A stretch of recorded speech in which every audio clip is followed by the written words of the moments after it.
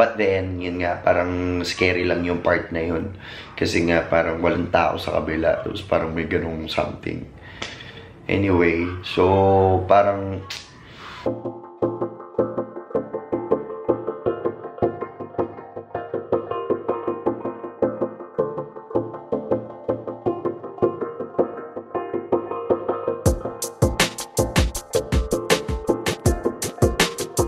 Hi guys, good morning. Welcome to Ove Trends. And today is July 19, 2016. And I just woke up. It's already 2 p.m. Kasi sobrang kagabi. Guys, may kwento ko sa inyo. As in, sobrang hindi ko ma-explain. Pero doon sa mga matatakotin, wag nyo nang wag nyo nang tawag dito, sa mga matatakotin, wag nyo nang pakinggan to. Pero kagabi guys, pag uwi ko galing gig, kasi around 3 AM na yun, yan, kasi pag uwi ko kagabi around 3 AM na yun, tapos ang nagbubukas kasi sa akin pag madaling araw si Jazz, si Jazz natutulog dun sa baba. So pagbukas namin ng pagbukas niya ng pinto,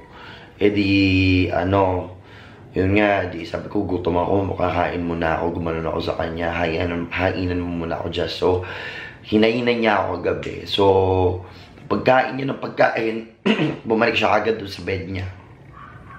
Natulog siya. So, nung natutulog siya, nanonood ako ng YouTube kasi, diba guys, kaka-upload ko lang nung video. So, I think napanood niyo na yung video na yun, yung video na yun? Yung dalawa na in-upload ko, yung kay Ate Luisa, yung interview at saka yung isa. So, pinapanood ko yung interview ni Ate Luisa kagabi habang kumakain. So, habang kumakain ako, yung background namin, parang sabi ko, parang may umiiyak. Hindi totoo to guys ha. As in, 16 years na ako dito sa bahay, pero first time kong narinig yun.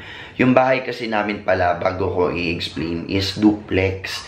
So, dalawang unit. Dati kasi isang unit lang tong bahay. Tapos, nung tumagal, nabili nung sister ko yung kabilang unit.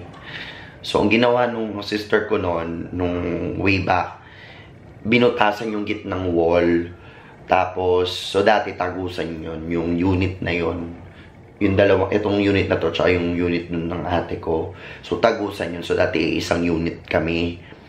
Tapos, nung nag-asawa kami ni Ninya, pinalagyan namin yun ng kahoy. So, bumalik sa, kumbaga, magkahiwalay na unit. Ganun yung itsura niya. So, anong nangyari? Yun na nga. So, while eating, so sabi ko, parang may parang may umiiyak sa background. Sabi ko, parang may umiiyak.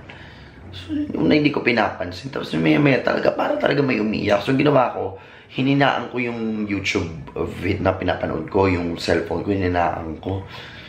Tapos talagang may umiiyak. So, tumitingin ako dun sa higaan ni Jazz. Sabi ko, parang galing kay Jazz or... So, bakit naman, ang weird naman nung nakakahiga pa lang, ang lalim na kaagad ng tulog.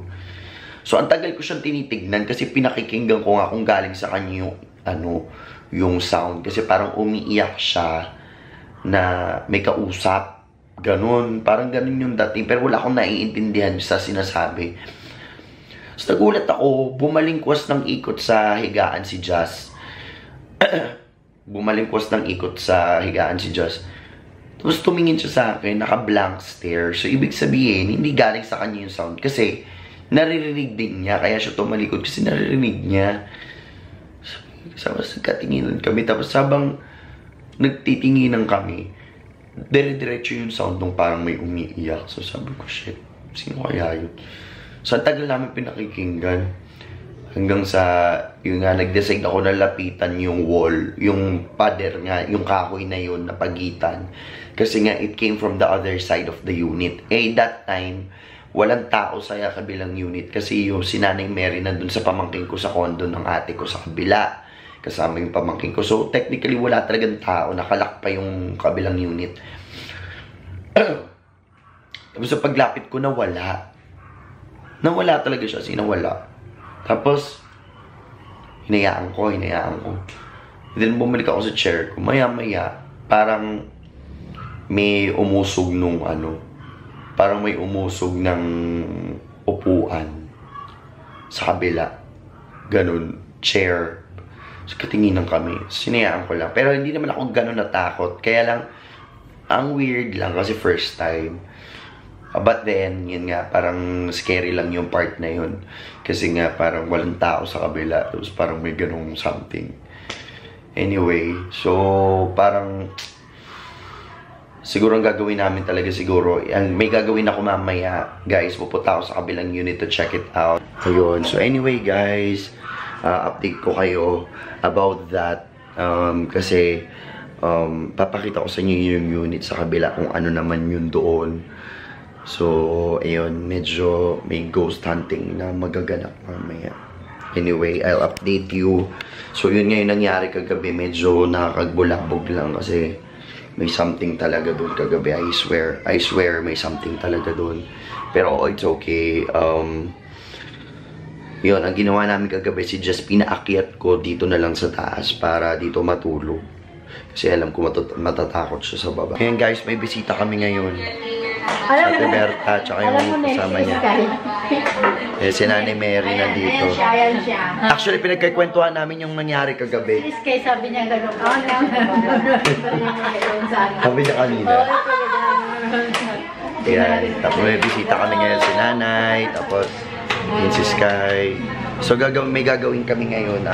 Dadasalan namin yung kabila kasi medyo scary na. Nagkikwentuhan kami dito. Ang dami na palang nangyayari. Ganon din ang gara kasi every madaling araw tsaka madaling araw ba nangyari rin sa'yo yun, Nay? Sa akin hapon yun. Hindi ko pinapansin kasi pag nakaramdam ako. Ano dyan, no? Magsigalawan yung mga magsitaasan yung mga mayadian. Lilipad yung glass. Basta tayo dyan. Hey, Sky! Smile! Smile! Smile! Say hi, say hi. Daddy. Sabi mo, Daddy. Sabi mo, Daddy. Daddy. Oh, say hi. Hi. Hi. Dapat mo kasi Daddy lang. Alam mo, Jake? Ayun, guys. So, ipapakita ko lang sa inyo yung kinikwento ko na nakahoy. Yan. So, ipapakita ko sa inyo guys yung sinasabi ko na kahoy. Ito yon. Dati kasi butas yan. So, dito kami, yan, dati yan, tagusan. So, ito yung unit namin, unang unit namin dati. So, nung kumakain ako dito, yan. Diyan natutulog si Jazz pag madaling araw. Yan. Tapos dito naman ako kumakain. Diyan. So, that time, naririnig ko yon. Ito, yan dyan.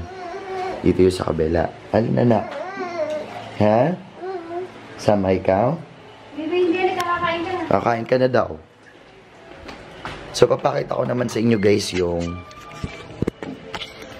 ipapakita ko naman sa inyo guys yung kabila. Dumating na kasi si Nanay. So, yan. Ito yung kabilang unit. So, mapapansin nyo, ito rin may butas. Ayan. Ayan, naglilinis si Nanay dito. Ayan, guys. Ayan, ito yung kahoy na to. Ganito yung itsura ng kabilang unit namin. Ng kapatid ko. Yan yung itsura niya. So, ito yung kahoy na yan. So, that time na nangyari yon, walang tao dito nun. Wala si Nanay. Kaya, medyo scary. Yan, nagkukuskus si Nanay ng sahig. Yun. So, ang ginawa ko, nagdasal ako nung, nagdasal kami nung pinsang ko. Ay, pinsang, ano ko ba? Tiya ko pala. Si Berta. Nagdasal kami nung tiya ko noon, that time. Yeah, so, what we did, ito, I placed this here. This is a Benedictine cross. Sa mga hindi nakakaalam, that is a Saint Benedict cross. So, yun. I placed it here. And then, we prayed the Saint Benedict's prayer in Latin. And then, yun, nag-splash lang kami ng incense to cleanse out the bad spirit. Yun lang naman. Pero kasi nakakatakot lalo na pag may bata, hindi mo naman masabi, diba? Mamaya mangyari poltergeist. So, yun. So, ang medyo scary part pa dito, guys, is meron tong basement. Ito, may basement kasi to. So, nung that time na yan, ayan, merong basement. So, nakikita nyo may basement. Pakita ko sa inyo. Ayan, may basement yan. And, ayan, bukas ang ilaw. Binuksan na ng ilaw dyan sa ilalim. Kasi dyan, may natutulog dyan na pinsang ko. Ganon din, meron ding nagpapatay ng ilaw, tapos bubukas, nagpapatay ng electric fan. Yun. May mga ganong eksena dito sa bahay. So, yun. Si nanay, takot na. Wala ka na bang naramdaman, nay? Wala naman. Wala naman na. Yun. Sana nga. Wala na.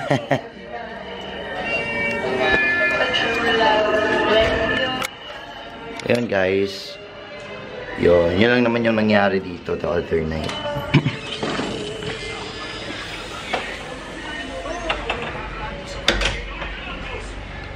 So, at least nakita ninyo kung ano yung tsura. Kumakain si Sky. Ayun si Sky kumakain, no? Eat na, eat. Sarap kain ni Kai kaya. Sarap eat mo. Hindi pwede. May na ako kakain. So, now, ang gagawin ko naman ngayon is to prepare. I have to leave early because 9:30 yung next gig ko. Ay, yung gig ko ngayon maaga. So, kailangan by 8 nakaalis na ako dito at nakaayos na. And since wala na akong time and I have to leave by then. Ayun, I have to leave by then. Anyway, you guys, I'll be uploading another video for you very soon. And yung isang video na nakaabang. Guys, thank you so much. We are 4,036. Konti na lang, ma-reach na natin ang 5K. And we are really excited kasi baka kasi iniisip niyo na masyado kaming nag-aambisyon na 5K lang, may meet and greet kagad. No. The reason why we wanted to have a mini meet and greet, that's why we call it a mini meet and greet. It's because we really wanted to interact with you guys and get to know more of you. And of course, for you guys to see us in person as well.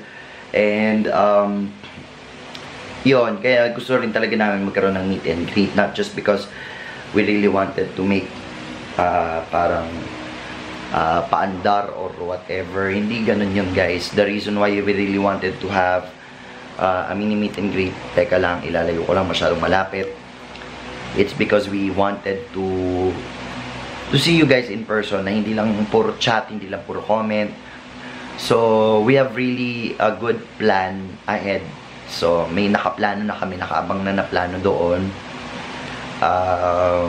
Watch out for the venue, but the venue will definitely be around the 4th. And eto guys, sasabihin na namin sa inyo guys, so we only have 30. Pwede lang naming ma-accommodate as of the meantime is 30 packs. That's the maximum that we can get. Kasi yung venue na nakuha namin, maliit lang. Kasi nga, mini meet and greet ito. So, 30 packs lang yung kaya namin i-accommodate. So, mamaya kasi mag-expect kami na 50. Tapos ang pupunta lang mga 20. Diba? Medyo ano. So, we really wanted really small lang. To gauge lang din kung yun, yung mga pupunta. So, we have 30 packs allotted for the venue. And it's supposing it's gonna be an afternoon siesta time, mga ganon, mga around 3 PM ganon. So it's more of like snacks, and then we have few surprises for you guys. We might invite our closest friends to join us also on this. So, yun, to meet them also. So, that's your chance as well. So, yun. Anyway, thank you so much, guys. Yun lang for the meantime. Then I will be fixing up. And I will wait for Nina to come home. And mag-aayos lang din ako ng mukha. Magme-makeup na ako dito para pagdating doon sa work, lagaring na hindi na ako mag-ano. Yun. So it's already 7:07 and I need to take a shower now. I will take a shower right away. Okay? So yeah. Hi guys, so tapos na ako mag-ayos and I am just waiting for Nina to arrive and then kakain na ako.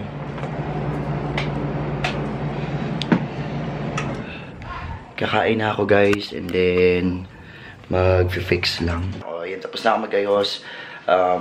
Gayusin ko lang yung gamit ko, then I'll update you later guys. Hi guys, good morning. So sorry hindi ko na natapos yung vlog kagabi kasi after ko mag-ayos, nagmamadali ako nun kasi sobrang late na pala. And yun, pag uwi ko galing gig, tulog ka agad ako, sobrang pagod ako talaga, napagod ako agad sa gig. So yun, nothing much happened last night after our gig. Tambay lang konti, then umuwi rin agad ako. So basically, that is how my day is. Tomorrow, si Nina naman ang mag-vlog sa inyo. And yun, just updating you guys about what happened, about that scary part that happened here in the house.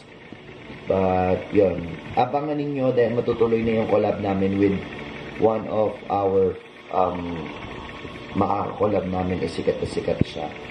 Walaan nyo na lang guys kung sino siya, pero most probably kilala nyo to, yung mga kaka-collab namin sa Sunday, and confirm na talaga to. So thank you so much guys for watching this video. I hope you enjoyed kahit paano doon sa mga natakot. Pasensya kayo pero yun nga. Anyway, I'll see you guys on our next video and I will update you. I hope to see you guys again on our next one. Bye!